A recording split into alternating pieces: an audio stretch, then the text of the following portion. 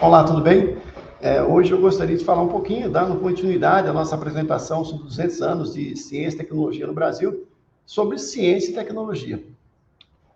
Bom, como vocês viram anteriormente, a invenção da máquina a vapor, que foi um aperfeiçoamento da máquina de Thomas Newcomen, né? Foi feito por James Watt, foi todo um processo empírico, né? Por meio de melhoria contínua, e não exatamente por meio da ciência. Na verdade, a ciência termodinâmica foi resultado da necessidade de otimização dos artefatos tecnológicos decorrentes da máquina a vapor. Em 1822 e 1824, tanto Fourier quanto Sadi Carnot realizaram experimentos para a otimização da máquina a vapor. Hoje, o celular, por exemplo, é uma tecnologia resultante da ciência. Na constituição, na elaboração do projeto do iPod, por exemplo, ou do iPhone, Steve Jobs comprou centenas de patentes e organizou esse conhecimento científico na forma de um produto tecnológico. Não tem como falar em ciência e tecnologia sem falar da ciência moderna, sem falar do método científico, que começou basicamente com Galileu Galilei, que faleceu em 1642, no mesmo ano que nasceu Isaac Newton, né? E Isaac Newton, certa vez, disse que se chegou tão longe foi porque se apoiou em ombros de gigantes. Ele estava falando de Galileu, né? O Galileu criou um método experimental, né? Ele media, né, a gravitação, ele descobriu informações sobre óptica, criou a luneta, observou planetas, né? E descobriu que era o Sol o centro do universo, né? Do nosso universo, o sistema solar, e não a Terra, como se acreditava. O método científico, ele começa pela observação. Um cientista, ao identificar algo que precisa ser investigado, pode ser um fenômeno físico ou químico, ele precisa refletir sobre as possíveis causas daquele acontecimento. Ele propõe uma hipótese para aquele fenômeno, e se a hipótese for aprovada pelos pares, aquilo pode se transformar numa lei. Por exemplo, nessa figura tem aí uma ilustração de Lavoisier, que disse que na natureza nada se cria, nada se perde, tudo se transforma. Mas ele descobriu isso fazendo experimento com gases, né, sobre combustão, e descobriu que a massa se conserva em todo o processo químico. O Lavoisier, que é considerado o pai da química moderna, foi guilhotinado em 1794, aí logo um ano depois que o rei Luís XVI, né, foi guilhotinado em 1793, exatamente um ano depois, por conta das divergências com os revolucionários. É uma perda muito grande para a França e para o mundo, né, pelo trabalho que ele vinha desenvolvendo. Quando a gente pensa em cientista, a gente pensa logo aí no Dr. Brown, né, de Volta para o Futuro, e também nesse que dispensa apresentações, né, que preciso colocar o nome. Ele é conhecido aí pela expressão E igual a mc ao quadrado, e Albert Einstein também se inspirou, deu continuidade a trabalhos fantásticos aí de Max Planck, por exemplo, e foi uma pessoa que conseguiu colocar a ciência, né, para o mundo de maneira muito mais midiática, né? Porque ele viveu até 1955 e ele pôde explorar aí, dando entrevistas, dando palestras, mundo afora, sobre a teoria da relatividade, né?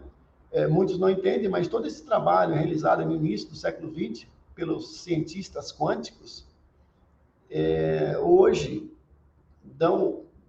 corresponde a praticamente 30% do PIB norte-americano. Ou seja, experimentos em física quântica, realizados no momento onde ninguém entendia para que servia, hoje são a base da economia americana. Quando fala em cientistas, a gente fala em Albert Einstein, mas não pode deixar de falar de pessoas que talvez não tão famosas, mas que deram a sua vida em prol da ciência. Eu coloco aí a Madame Curie, que fez experimento em radioatividade, inclusive ela morreu com câncer por conta dos seus experimentos, mas contribuiu muito para a ciência médica, para a radioterapia, né? Para que se conhecesse os efeitos da radiação. E outra pessoa também que eu considero injustiçado, Nikola Tesla, que foi o grande criador aí da corrente alternada que a gente usa hoje. Nikola Tesla entrou numa batalha judicial muito grande com Thomas Alva Edison, por conta da batalha das correntes. O Thomas Edison queria usar a corrente contínua, enquanto que o Tesla queria usar a corrente alternada, né? Houve uma batalha muito grande, a chamada Guerra das Correntes. Também Nikola Tesla reclamou que Thomas Edison roubou também algumas das suas ideias, né? Isso aí é retratado bem no livro Rivalidades Produtivas. De tal sorte que Nikola Tesla é um cientista injustiçado, muito respeitado até hoje. Tem aí um carro, aí, uma empresa com seu nome, a Tesla, né? Hoje, mas por muito tempo ele foi esquecido. E é um grande cientista moderno, né? Parte 3, a ciência e tecnologia no Brasil, né? Bom, alguns cientistas brasileiros merecem destaque. Na verdade, quando você fala em ciência e tecnologia, eu falei ali de alguns cientistas do mundo, né? Mas, se a gente pedir para que os brasileiros apontem alguns grandes cientistas, é capaz que muita gente tenha alguma dificuldade, porque não é hábito do brasileiro enaltecer a ciência, né? Com todo respeito ao nosso povo, a ciência não é exatamente um fetiche nacional. Olha, Vital Brasil e Oswaldo Cruz é como se fosse Romário e Bebeto, ou como se fosse Rivaldo e Ronaldo, ou como se fosse hoje, né? Quem seria Neymar e quem mais está jogando muito? E o Vinícius Júnior, da sua época. Brincadeiras à parte, Vital Brasil desenvolveu o soro antiofídico e foi muito importante para o Brasil, essa virada para o século XX, salvando milhares de vidas por meio das suas pesquisas. Ele fundou o Instituto Butantan e o Instituto Vital Brasil, que até hoje contribui imensamente para a ciência brasileira. Da mesma forma, Oswaldo Cruz, né, que combateu a febre amarela, a varíola e a peste bubônica, né? São cientistas do início do século XX que fizeram um trabalho esplêndido no início do século XX e que tem resultados até hoje. Hoje a Fundação Oswaldo Cruz foi fundamental aí para o combate também à pandemia, né? São cientistas que estavam trabalhando nas pesquisas necessárias para o seu tempo. O Brasil tinha muita morte por febre amarela, por varíola, peste bubônica, por doenças tropicais praticamente, né? Eu separei ali algumas outras personalidades brasileiras pouco conhecidas, como Maria Augusta Generoso Estrela, que foi a primeira mulher brasileira a se formar em medicina, em 1881, lá em Nova York. Era proibido estudar medicina no Brasil sendo mulher, né? Então, uma médica que trabalhou no Brasil e que contribuiu muito aí para abrir caminho aí para outras mulheres corajosas e audaciosas como ela. Também Enedita Alves Marques, né, que formou-se em engenharia civil pela Universidade Federal do Paraná, entrando para a história como a primeira mulher a se formar em engenharia no estado paranaense e a primeira engenheira negra do Brasil. Está aí rompendo barreiras também na engenharia, né? Mulheres na ciência, isso é importantíssimo. Transição para o século XX. A gente pega aí o momento de 1800 e aí é o fim do Império, proclamação da República, um Brasil praticamente analfabeto. O censo de 1890 retratava que 10% da população era alfabetizada.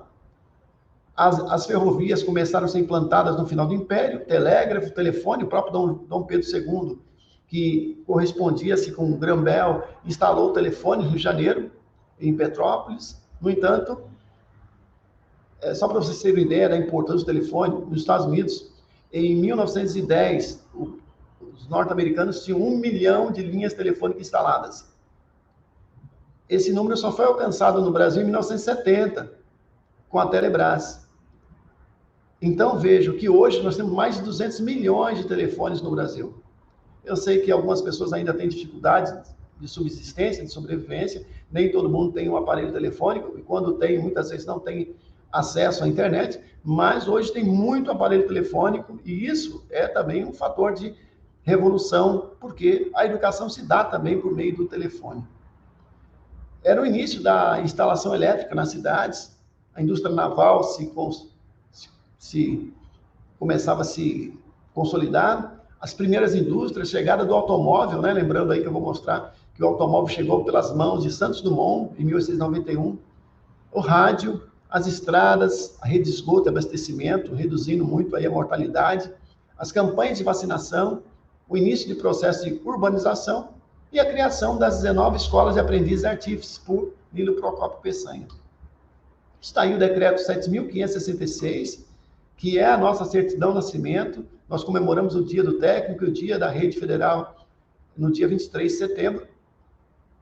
Em Florianópolis foi instalada uma escola em 1910, resultado do decreto 7.566, perdoe, que cria nas capitais dos estados 19 escolas, né, para o ensino gratuito, profissional e primário, né? O aumento constante da população das cidades exige que se facilite às classes proletárias, né, ou menos favorecidas, os meios de vencer as dificuldades sempre crescentes na luta pela existência, né? Essas 19 escolas deram origem à nossa rede federal hoje.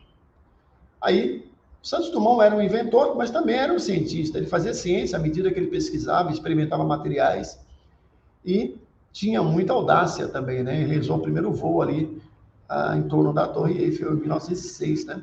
Ele trouxe o primeiro automóvel para o Brasil, um Peugeot, em 1891. Era um amante da ciência, obviamente filho de fazendeiros ricos, herdeiro de uma grande fortuna, mas ele também criou o relógio de pulso, um dirigível, ultraleve, e é uma pessoa que contribuiu muito aí para a nossa autoestima, né? Sendo considerado o inventor do avião também, né? Tem uma controvérsia com os irmãos Green, mas não tem problema, né? Ele estava aí nesse processo importante, está nas páginas da história como um dos criadores do avião. Uma invenção nunca é solitária, né? Isso é que a gente aprende com o tempo. Outras pessoas que devemos nossa gratidão é o César Lattes, a Berta Becker, Celso Furtado, Adolfo Luz, José de Castro, Iná Elias de Castro, Milton Santos, Aziz Absaber. Mas, vejam, eu coloquei essas personalidades que vocês viram aí para retratar, né, os nossos grandes cientistas, né? Mas eu entendo que a ciência, na verdade, é construída por uma ampla rede de pesquisadores, muitas vezes anônimos. Às vezes você pergunta para um pesquisador, para um professor, se ele é um cientista. Ele, às vezes, fica encabulado de dizer que é um cientista. Ele fala, eu sou pesquisador. No nosso instituto, nós temos centenas e centenas de pesquisadores, são cientistas, muitas vezes anônimos, produzindo pesquisa aplicada para resolver problemas da sua região. Essa é a grande ideia dos institutos federais. Promover e contribuir o desenvolvimento regional por meio de ensino, pesquisa e extensão e resolvendo problemas locais.